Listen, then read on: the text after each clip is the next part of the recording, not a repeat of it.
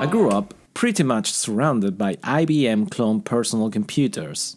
The upper world was something distant, expensive, out of reach and even mystic. And hearing all these stories and urban myths about all the magic stuff you could do with an Apple computer. Macintosh, this is Mike. Hello, Mike. Let me set up your workspace for you.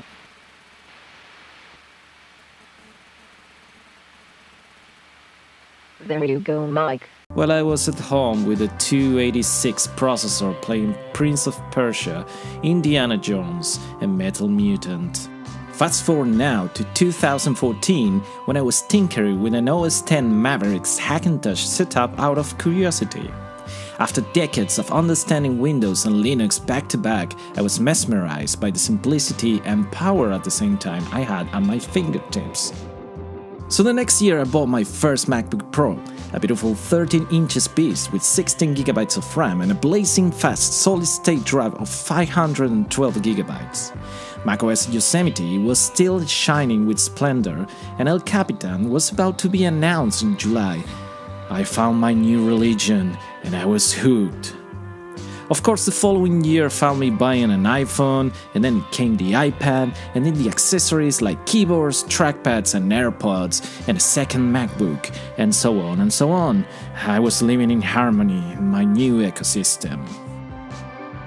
Some people may think today that Apple was controversial only because of the removal of an audio jack, and how dare you do this to me? But those who grew surrounded by their products or follow closely the news know that these kind of revolutions aren't a novelty. For example, they ditched the floppy drive in favor of a CD-ROM drive with the introduction of the iMac in 1998, which will later be removed with the introduction of the MacBook Air in 2008. The Lightning cable in 2012 retired the 30-pin charging dock, and then newer MacBooks killed almost all the ports, leaving only the USB Type-C, with a massive spike in dongle sales and a little hole in our wallets. Not being able to leave these things up close was something that really bugged me. The almost constant challenging of the hardware business world leaves me in an absolute state of awe. And yes, now it's a bit easier to own an Apple product, but back then it was way more expensive, especially for a teenager whose main source of income was his mom and summer jobs. And the funny thing about technology plus time is that in most cases all hardware lose their value. And this opened the door at the golden gates of vintage stuff for me. A craver of nostalgia, an explorer of the past, an expert of digging eBay-like sites, and a complete ignorant of past Apple products. So join me while I embark in this time-travel journey of vintage metal creatures and find out together what the heck was going on back then. This is Mr. Arcadia's amazing extravaganza adventure. For the sake of this video's focus, I'll be omitting a ton of details of the main story. There are enough beautiful documentaries out there about Apple's history, so I'll stick to a quick recap. When Steve Jobs came back to Apple in 1996, he had a clear understanding of the problems that the oversaturated and complicated line of products the company sold were causing.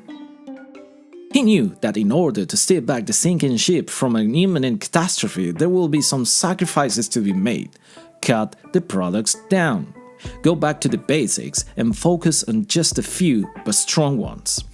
The idea was to have just 4 lines of products, 2 for consumers and 2 for pro, a desktop and a portable version for each profile. This led to the introduction of the Power Mac and PowerBook G3 in 1997 and the iMac, the Bondi Blue, in May 1998. The excitement of the internet, the simplicity of the Macintosh, a nice 15-inch display at 1024 by 768, a beautiful design, and in contrast with the PC's lineup of that time, the iMac was not ugly. A computer designed with the future in mind, the internet, a computer we wanted to have on our desktops. This thing screams.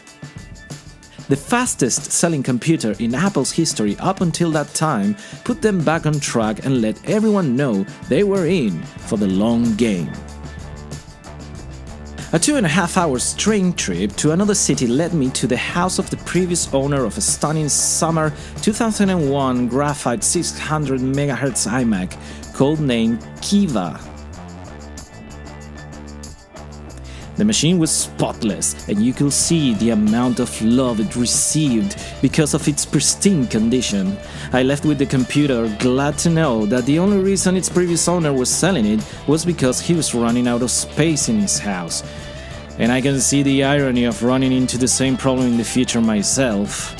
And by the way, this beast is heavy. 15.7 kilograms or 34.7 pounds, carrying it with my hands for only 5 blocks back to the train station left me with noodles for arms. Back home I started the process of installing all the goodies, mesmerized by the sound of the popcorn machine, which to be honest, it got old really quick. So I decided to go ahead and take the most obvious step in this scenario, a solid-state drive upgrade. Disassembling the computer for the first time was very fun and instructive. I guided myself with other YouTube videos so I don't break anything by mistake.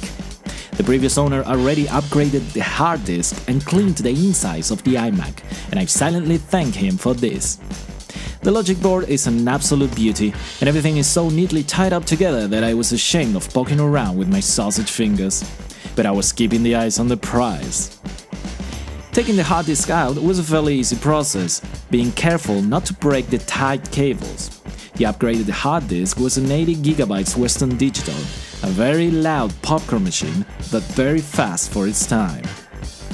For this project, I'll be using a bay adapter so I can fit the solid-state drive, and the IDE to SATA adapter will bridge the connection for the drive. Later on, I discovered that the bay adapter screw holes didn't match the ones in the iMac bay, so I had to use only one, which is fine because the drive is pretty light, but I do want to replace it in the future. For now, I just want to see this little 120GB wonder at work. And I reckon I also replaced the super drive, given that it won't give back your CD if you put one in. Putting everything back together made me realize how beautiful was the time when Apple was still letting people inside their computers, and also how difficult it was to plug the IDE cable in. Once that was done, it was only a matter of putting everything back in place, starting with the airport adapter.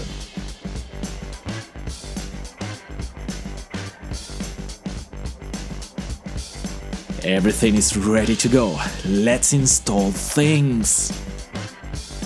Installing macOS 10 was another easy process. I couldn't help to remember how it was back then when I spent hours installing Windows 95, 98 and XP in computers, and how long that would take. Not that this installation was something quick, but it was definitely quicker than Microsoft operative systems and way more nicer to the eyes. I could already see that this installation was at least 2 or 3 times faster with the help of the solid-state drive and way more silent. And then, behold, the welcome video of macOS Tiger. Such a warm welcome to such a nice already polished OS. Although, this also reminds me of another unforgettable welcome video from near that time. This brings so many memories. Anyway, let's move on. There's something that always seemed fascinating to me about first runtime assistants, like a confirmation that everything went well, that all the pain of going through the whole process was worth it.